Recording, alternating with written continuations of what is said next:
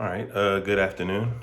For my oral presentation, I decided to take another look at A Madman's Diary. It was important to me to go back and reread this piece after finishing the lectures of the class because looking back at some of the ideas, I realized how wrong I was or how much I missed reading it week one. So I thought that it was important to go back, analyze it again, and really break it down. So I'm gonna analyze it a little different than I do most of my papers. Um, I'm actually going to take it from the stance of somebody who's read it before and rereading it again, and just the ideas in each chapter that stick out to me. Um, Big part of this was also not just the lectures, but the preface to Call to Arms, where we learn more about our author of this story. This is his first story, which is why I think it's a lot of parallels from his life are in here. So I read it from the perspective of drawing parallels to his life. Okay, so in the introduction, a line that stood out to me was that they were good friends of his since high school. Um, I looked at that because now I'm aware that people will go to their primary school in China and then from there and go to Japan. So that's usually when that void happens, where there's that shift where people start feeling isolated from their peers, and not just him, but Yudafu as well. That loneliness that they speak of being on their own. So that separation usually happens after high school. They used to be good friends. Um, Something that struck me as interesting is it says, but my brother recovered some time ago and has gone elsewhere to take up an official post. Now, after you read it the first time, you understand that his brother was eaten. So, in reading that line right there, I read it as this was post revolution, like early in the modern era of China. So, I'm assuming that some of the ideas of China are still around, but they're not widely accepted, which is why he lied and said that his brother had recovered and taken up an official post because even though this village was still active in those old traditions of, in this case, eating humans, they knew they'd be judged for being in the old tradition instead of the new tradition. So I got that context that this is, after the revolution. Um, but another thing that I thought was interesting was that, he says, as for the title, it was chosen by the author himself after his recovery. I did not change it. We're going to see this concept later on where while the narrator of the diary is um, coming into, his own logic, his own conclusions, he realizes that part of them calling him mad is to justify what they do to him afterwards.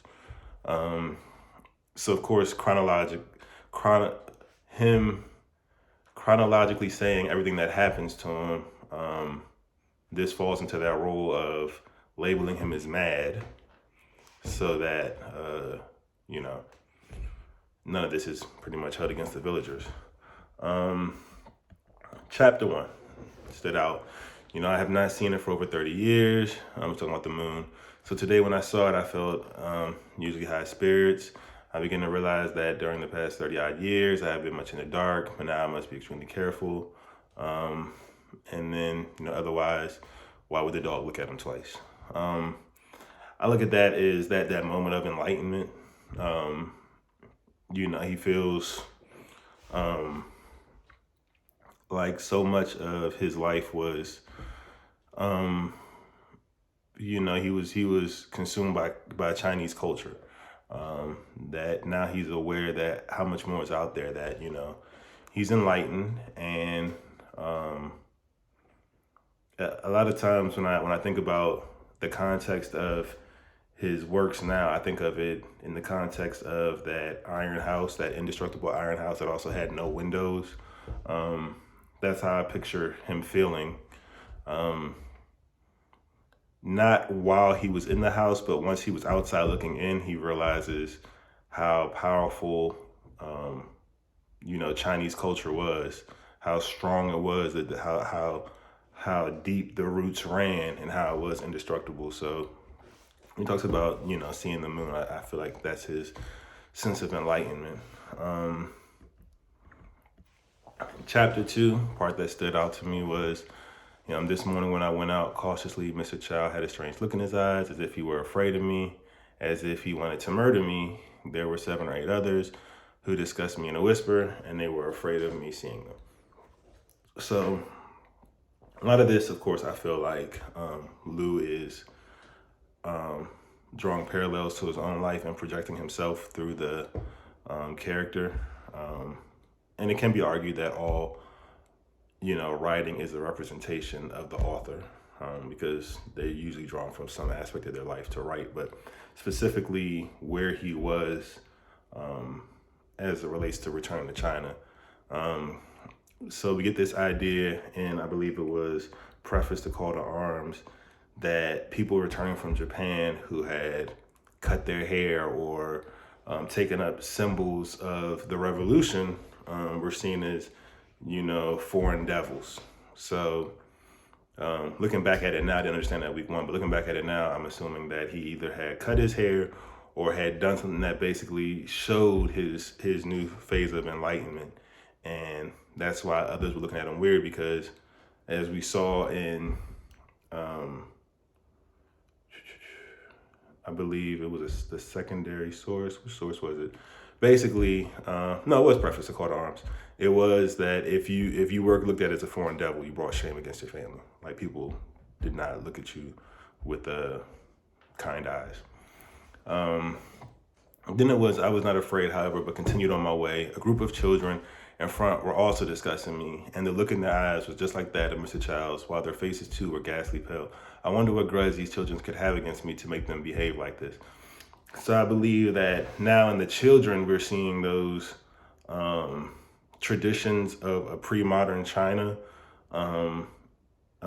rooted in the children, to where even they know how wrong it is to see somebody with the look of a revolutionary or outside of traditional norms. How even as kids who look at them, who don't know them, who shouldn't have any ill will to them, feel that same ill will that anybody else from pre-modern China would. And then that's when he says, I know they must have learned this from their parents. So that idea of generations passing down old Chinese culture. Then when we get to chapter 3, it says, the folks at home all pretended not to know me. They had the same look in their eyes as all the others. When I went into study, they locked the door outside as if cooping up a chicken or a duck. This incident left me even more bewildered. This goes back to once you're seen as somebody who travels abroad and come back with that modern mindset, that revolutionary mindset, we could say, that you are that foreign devil that brings shame on your family. So like they hide them away. Then this is, of course, when we start understanding what the, I guess you could say, hyperbole for toxicity of Chinese culture is that he uses man-eating. Talks about a few days ago, a tenant from our Wolf Club village came to report the failure of the crops. And then he tells him, and told my elder brother that a notorious character in their village had been beaten to death. Then some people had taken out his liver and his heart, fried them in oil, and eaten them as a means of increasing their courage. Only today have I realized that they had that same exact look in their eyes as the people in my house. So that's where we get to, what's going to be that symbol of toxic Chinese culture, that thing that's, that can't withstand. It says, just to think of it, set shivering from the crown of my head to the soles of my feet. They eat human beings, so they may eat me. So I think this is the first resemblance of logical thinking and self outside of the village that we really see right here. One, he's realizing that how wrong the people in this community are for what they're doing. You know, he's also realizing that he's at risk, but he's also rationalizing. He's drawing conclusions on how the dangers of tradition could result in his own demise. It's a very personal worry that he has. He said as he recollects, people often ate human beings, but he's pretty hazy about it. So, you know, he's not something that he's really with. So I think there's more. I mean, obviously we know, but even if I didn't know, I would think that this was another reason why I would think it was post the modern movement. But he talks about reading, staying up half the night and reading. And he realized that the book was filled with two words: eat people. Like he's realizing now, looking at this text with new eyes, with enlightened eyes, that it's just a repetition of the same old toxic, I guess in this context, imperialistic, but just, you know, that those old views are basically all that's projected, spewing out of the book: eat people over and over again. And he says, I told my man, they wanted to eat me. This one stood out to me the first time I read it, where he says, although I do not eat men, my courage is greater than theirs. At first, I took it for the first part of, although I do not eat men. So setting himself aside of some of the traditions. But in the second half, I'm looking at it as my courage is greater than theirs, because since week 2 and preface the Call to Arms and the real story of AQ, I understand now how radical it was to be seen as a foreign devil at a time. So, you know, I believe that's part of the reason why he's saying his courage is greater than theirs. But just because I am brave, they are more eager to eat me in order to acquire some of my courage. The parallel here is a little hazy. For me, it spoke of kind of how in Real Story of AQ, they parade them before they execute them. Just that sense of, this is somebody who thought he was so brave to buck up against the system, but the system is even braver for devouring them. The stupendous discovery, although it came as a shock, is yet no more than I had expected. The accomplice in eating me is my elder brother. So now this is when it comes to the revelation that the same toxic culture that he sees is going to be a downfall to everybody, including him, is coming from his older brother. And in Chinese culture, the eldest brother carried a very specific amount of weight. So, I mean, it's not just generational, but it's also the leader of his generation. The eater of my human flesh is my older brother. I am the younger brother of an eater of human flesh. I myself will be eaten by others, but nonetheless, I'm the younger brother of an eater of human flesh. So now he's just really consumed with the idea of, you know, not only is it ingrained, you know, in our community, but even in my family, as well as to my older brother. In chapter 5, he talks about the doctor who came to visit him. And he says, suppose that old man were not an executioner in disguise, but a real doctor. You know, he would be nonetheless an eater of human flesh. I drew this parallel back to when he was considering being a doctor, and speaking on, you know, how it's not worth saving people with medicine if basically they were in a country that wasn't worth saving the citizens, kind of. Like, basically, like, they needed to renew their spirits, which is why he went into literature. So he's saying, even though this person is a doctor, doesn't make him any less toxic than the culture that he's in. You know, even though he's here to save people, he's in a culture that's, you know, not really worth saving. And then he's talking about his brother again. You know, I have good reason to suspect him. When he was teaching me, he said with his own lips, people exchange their sons to eat. So it's just that constant idea of, yeah, this isn't ideal, but this is just what happens. And then chapter 6, he says, pitch dark. I don't know whether it is day or night. So in the beginning, I drew the comparison to the moon representing enlightenment.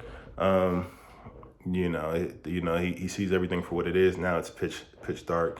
I think this is him getting confused, not confused again, but just getting consumed with being surrounded back in Chinese culture, not feeling maybe as enlightened as he once did. Then 7.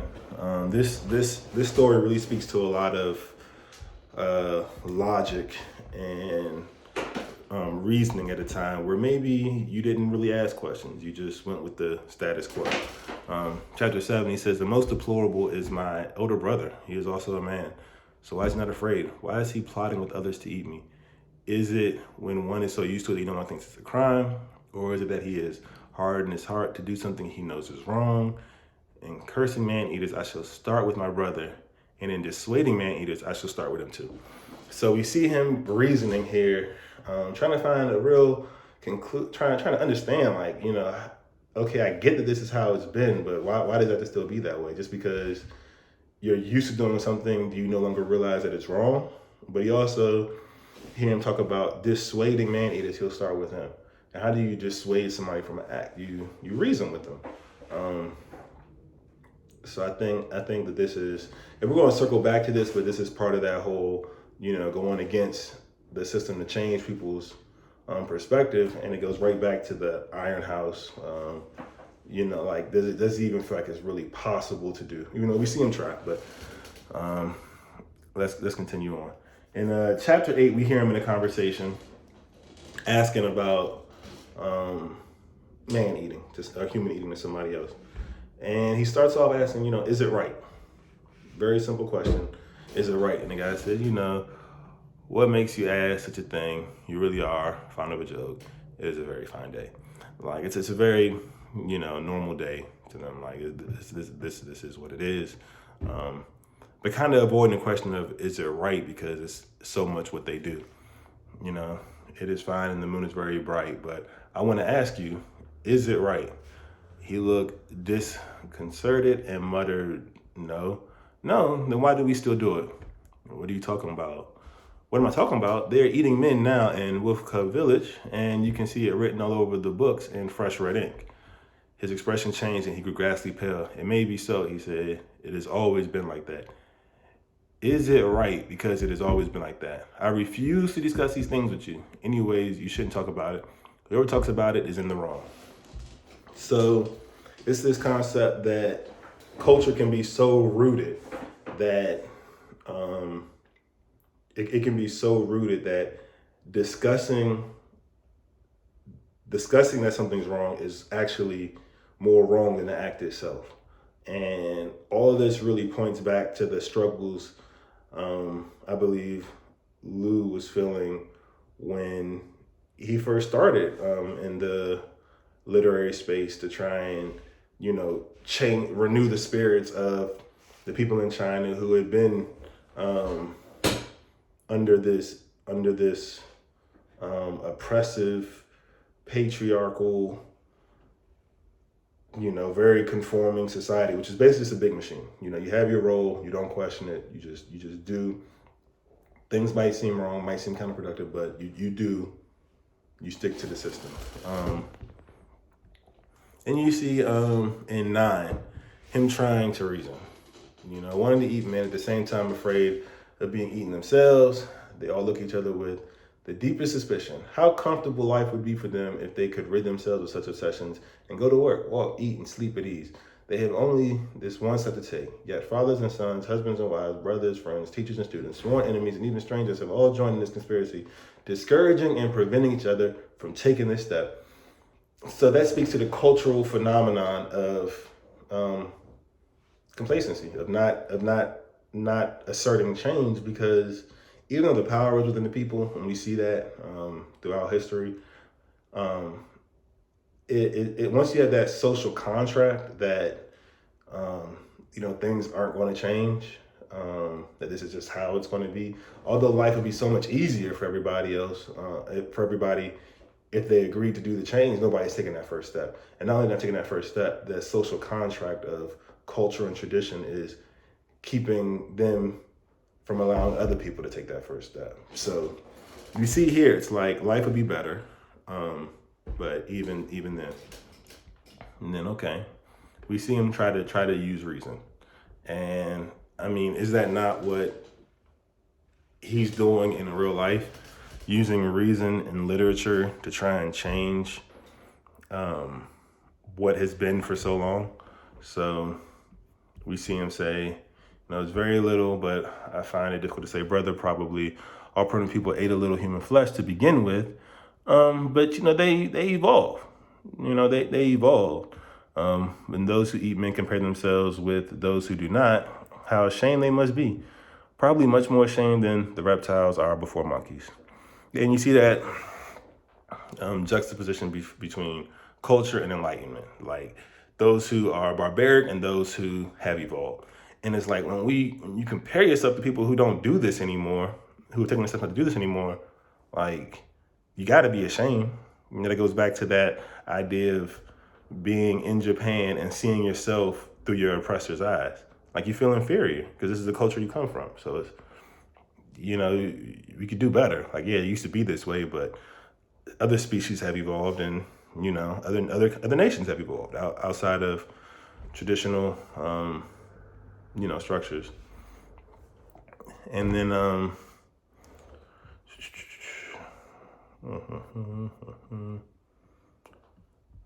he says, a man is very capable of anything. If they eat me, they can eat you as well. Members of the same group can still eat each other. But if you will just change your ways immediately, and everyone will have peace. All of this has been going on since time immemorial. Today we could make a special effort to be good and say this is not to be done. I'm sure you can say so, brother. Just that, that story again of, hey, just because it's always been this way, now we're presented with a better way. We'll have peace. Things will be better if we actually change it, and it's not too late. We can literally just do this right now. But more so, he's also talking about if they eat me, they can eat you, and everybody else and each other. So it's, if we don't change, how this toxicity can consume us. And that goes back to that iron house that's indestructible, glass windows, and people inside are suffocating. Might not know they're suffocating, but they're not living the peaceful life they would if they had fresh air, if they could breathe. So it's this that the glass house is suffocating people inside. This culture is suffocating these people. This is not a way to survive. This is not the way to long-term peace,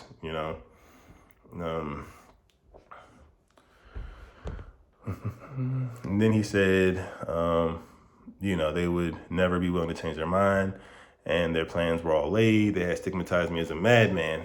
In future, when I was eaten, not only would there be no trouble, but people would probably be grateful. With our tenant spoke of the villagers eating a bad character, it was exactly the same device. This is their old trait. So this circles back around to the beginning where, his brother's handing him a book and he's like, hey, this is the diary of him, but, he named it a madman, like, a madman's diary. So, just like he said here, I know they're going to label me a madman. Now his work is a madman. Then 11, we really see him take a look back at his family structure. And then in 12, 11, he's talking about sister died, mother cried, brother ate her. My sister was eaten by my brother, but I don't know whether my mother realized it or not. This isn't just a community thing. This is a culture thing that's not just affecting my family. But in 12, he realized that it's possible that he might have ate bits of his sister. That, without knowing, without being enlightened, without being aware of the harm it was causing, he partook in the eating of humans. And he realizes and comes to terms with the fact that even being unaware, he still was a part of that culture. And then what does he say in chapter 13? He's like, perhaps there are children who have not eaten men. Save the children. And for this to be his first work and for him to end like that, lets me feel like that's really why he kept writing. Like he was saying, for even the kids that, were looking at him weird in the beginning because they knew he had the resemblance of the foreign devil, there's still hope for future kids, because there's a chance that there is no hope for, a modern movement in people who are too ingrained in the culture and don't see the one, how destructive it is. Like, you can't sustain a community if everybody's eating each other. You can't stay inside of a house that suffocates you. But just also the fact that it's wrong, and this to me is an outsider's view, looking in, into a culture that he was once a part of, but after leaving and seeing it from the perspective of an actual modern culture, realized how wrong it was. So yeah, that's my analysis of A Madman's Diary after circling back after reading some of his other works and some works of Yu Dafu and the secondary works, and just considering how the looks are so important in this text. The look at the dog, the look at the old men, look at the children, is a theme of a lot of the works that we read, because looks are so important. Whether it's through the eyes of the oppressor or the looks from the oppressed who might not know they're oppressed. The looks of people not wanting change. Same thing with the village in the story of Aku. Like, how you look at the imitation foreign devil, and then once the revolution happened, they were assured, basically comforted, by the fact that not much has changed. So, yeah, that's my take.